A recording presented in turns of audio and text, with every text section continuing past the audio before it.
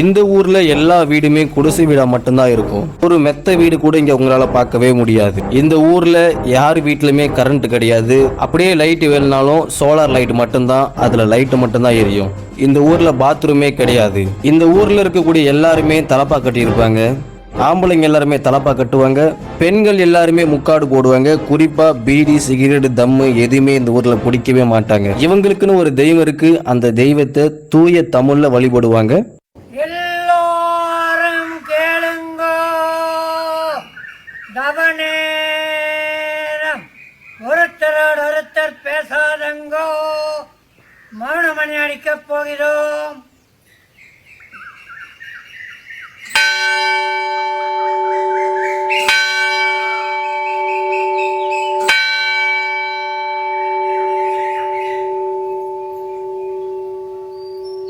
யுகத்தாசு உருமகாலய காலம்,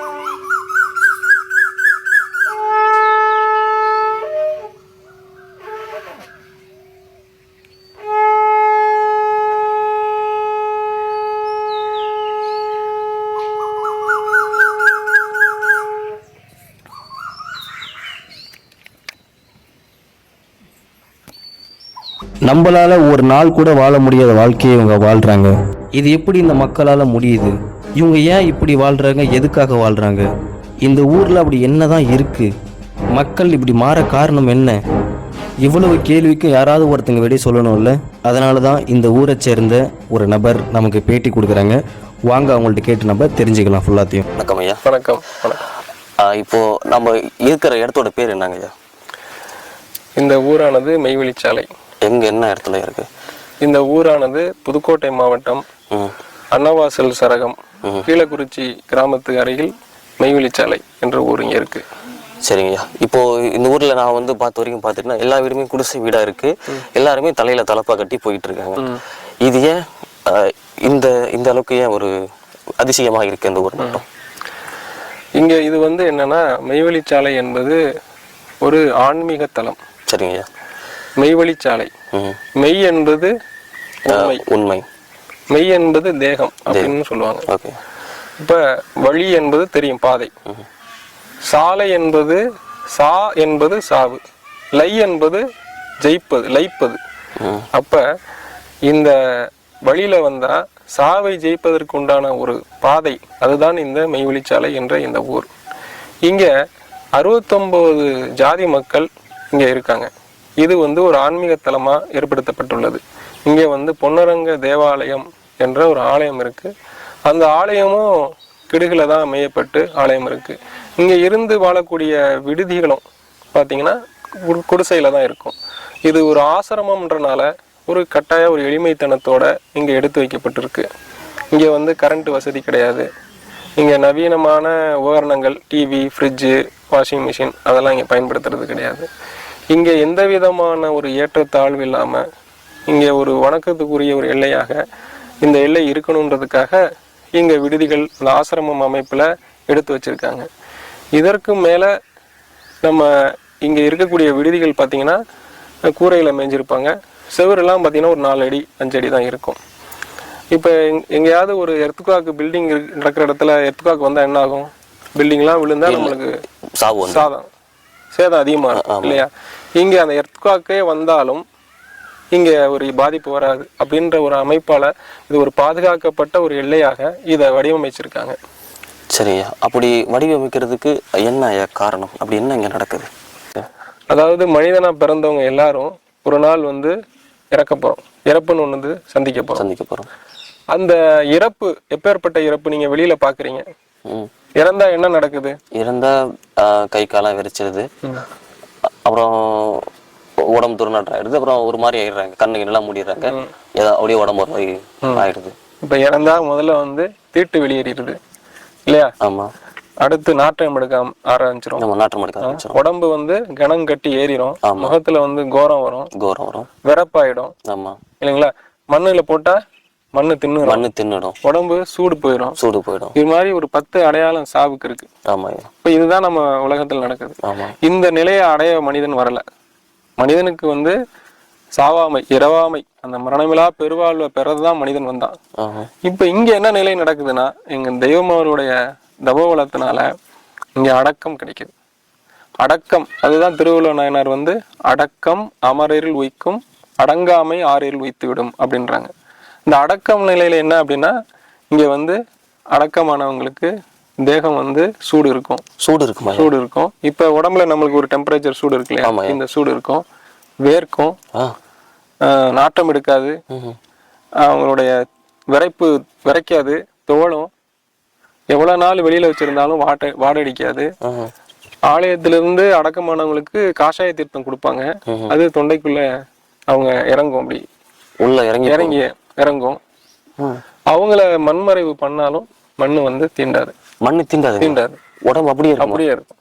இந்த நிலைதான் முத்தி. இந்த நிலையை அடையதான் இன்னைக்கு வந்து இதை பத்தி கேள்விப்பட்டு இந்த எல்லைக்கு வந்து எங்க தெய்வத்தோடைய அந்த வல்லமையினால நடக்குது. இங்க வந்து நாங்க ஒன்றும் இதுக்கு ஒரு பயிற்சியோ, இந்த யோகா பண்றது, மூச்சு பயிற்சி, இதுக்கு கிளாஸ் எடுக்கிறது, அந்த மாதிரி இதெல்லாம் எதுவுமே கிடையாது. வந்தது யாரு? இந்த செயலுடைய தெய்வம் வந்திருக்காங்க. இறுதி காலத்துல இவங்க இன்னார்னு தெரிஞ்சு இதை ஏற்றுக்கிட்டவங்க இந்த நிலையை அடையிறாங்க. இப்ப எல்லாருமே தலையில தலப்பா கட்டியிருக்கீங்க. இந்த தலப்பா வந்து எல்லா ஆண்களும் கட்டியிருக்கீங்க. இப்போ இந்த மதத்துல வந்து சேர்ந்துட்டாங்கன்னா ஆக்சுவலா எல்லாருமே இந்த தலப்பா கட்டி தான் ஆகணும். அதாவது நம்மளுடைய என்சான் உடம்புக்கு சிரசேதான் பிரதானம்னு சொல்லுவாங்க. தலைதான் ரொம்ப முக்கியம். கை இல்லாம வாழலாம், கால் இல்லாம வாழலாம், சிரஸ் இல்லாம வாழவே முடியாது. சிரஸ்னா தலைங்களா? தலை. ஏன்னா இங்க பாதி பேர் தமிழே டிரான்ஸ்லேட் பண்ணி தான் ஆகணும். தலை. நம்ம அந்த தலை வந்து மனித தலை வந்து ஒரு அவ்வளவு முக்கியமான ஒரு தலை. மனித தலை, மனித பிறவியே ஒரு முக்கியமான பிறவின்னு வச்சுங்களேன். இந்த தலை வந்து வெறுமையில இருக்கக்கூடாது. இது ஒரு அலங்காரமா இருக்கணும். இது தேவ அடையாளமா, இந்த ஆன்மீக பாதையில இருக்கிறவங்களுக்கு இது ஒரு தேவ அடையாளமா இருக்கணுன்றதுக்காக எங்க தெய்வம் அவர்கள் இதை எடுத்து வச்சிருக்காங்க. இதை பின்பற்றி வரவங்க எல்லாரும் வெளியில போனாலும் வேலைக்கு போனாலும் இந்த தலப்பாகை அணிந்திருப்பாங்க.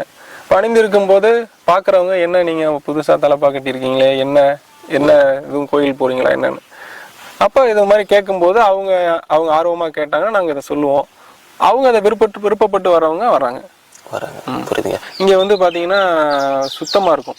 இங்க வந்து விடுதிகள்லாம் இருக்கு. இங்க எல்லா டவுன்ல எல்லாம் பாத்தீங்கன்னா எல்லா வீட்லயும் செப்டி டேங்க் இருக்கும், டாய்லெட் இருக்கும். அந்த மாதிரி இங்க அது கிடையாது.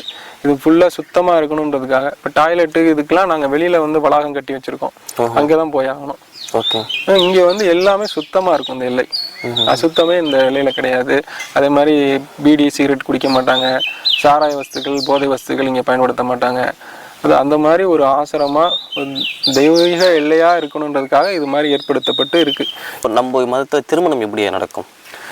இங்க திருமணம் வந்து பாத்தீங்கன்னா, நான் தான் முதலே சொன்ன மாதிரி இங்க ஜாதி பேதம் கிடையாது. சரிங்க. இங்க ஜாதி வேற்றுமை இல்லாம அவங்களுக்கு பொருத்தமான மாப்பிள்ளைக்கு பொருத்தமான பெண்ணு எது இருக்கோ இங்க வந்து பொண்ணு எடுத்துக்குவாங்க. இங்க திருமண நடைமுறை வந்து வெளியில வந்து நம்ம திருமணங்கள் பார்த்துருக்கோம். ஐயர் வச்சு திருமணம் ஒரு கோயில்ல மண்டபத்துல பண்ணுவாங்க. இங்க நீதி திருமணம்னு எங்க தெய்வம் எடுத்து வச்சு நீதி திருமணம் ஒரு முழுமையா ஒரு தமிழ் முறைப்படி இங்க வந்து திருமணம் நடக்கும். அதை நீங்க ஒரு தடவை பார்த்தீங்கன்னா தான் அது புரியும். இப்போ திருமணம் வந்து எப்படி பண்ணணும், அந்த கங்கண ஏற்றம்லாம் நவக்கிர கோள்கள் நீக்கப்பட்டு கங்கண ஏற்றம் ஏற்றப்பட்டு இங்கே வந்து திருமணம் நடத்துகிறாங்க. ஸோ அதெல்லாமே எங்கள் தெய்வம் எப்படி எடுத்து வச்சாங்களோ அதன் அடிப்படையில் திருமணம் நடக்கும். மாங்கல்யம் மாற்றுவாங்க. மாங்கல்யம்னா நான் தாலி. ஆமாம். இப்போ எங்களுக்குன்னு ஒரு தெய்வம் அவர்கள் ஒரு மாங்கல்யம் வச்சுருக்காங்க. அந்த மாங்கல்யத்தை தெய்வ சன்னிதானத்தில் நடந்தால் திருமணத்தில் அன்னைக்கு மாப்பிள்ளை வந்து திருமணம் கட்டுவார். ஸோ அது ஒரு முறை இருக்குது. அந்த முறைப்படி தான் இங்கே எல்லாமே நடக்கும். வரீங்க. அப்போ நீங்க வரேன்னு சொல்லிட்டீங்கன்னா அப்போ இது ஒரு மதமாவே இருக்குது. இப்போ மதத்துக்கு எல்லாத்துக்குமே ஒரு வேத நூல் இருக்கும். அப்போ நம்ம மதத்துக்கு என்ன வேத நூல் இருக்கு?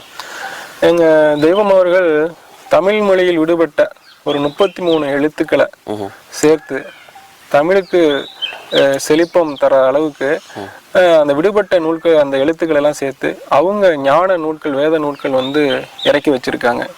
அதுல முதல் நூலா ஆதிமை விதய பூரணம் வேதாந்தம் அப்படின்னு சொல்லி ஒரு பெரிய வால்யூம் உள்ள ஒரு வேத நூல் இருக்கு. சரிங்க. அதுல தெய்வம் அவர்கள் இயற்றிய பாடல்கள் அதெல்லாமே அந்த நூல்கள்ல வழி நடந்து வருது.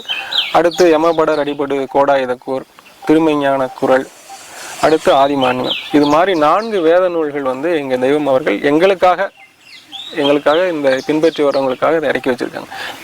இப்போ இங்கே வந்து பார்த்தீங்கன்னா பொன்னரங்க தேவாலயம் அப்படின்னு ஒரு தேவாலயமாக எங்கள் தெய்வம் அவர்கள் ஏற்படுத்தி வச்சுருக்காங்க. இங்கே சதா காலமும் ஒரு நாளைக்கு வந்து 7 வேளை வந்து இங்கே வணக்கம் நடக்கும்.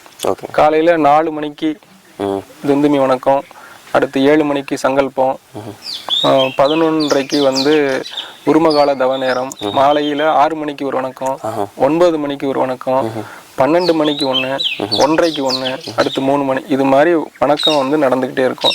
தரணியில் இல்லாத தனிச்செயற்பதி அப்படின்னு சொல்லுவோம். தரணியில் இல்லாத தனிச்செயற்பதி. ஆமா. அப்படி தரணினா இன்னைக்கு இந்த பூ உலகம், இந்த உலகம் நம்ம வாழக்கூடிய இந்த உலகம், இந்த உலகத்திலே இல்லாத ஒரு உலகத்துல வேற நாடுகள்ல எங்கேயுமே இல்லாத ஒரு அதிசய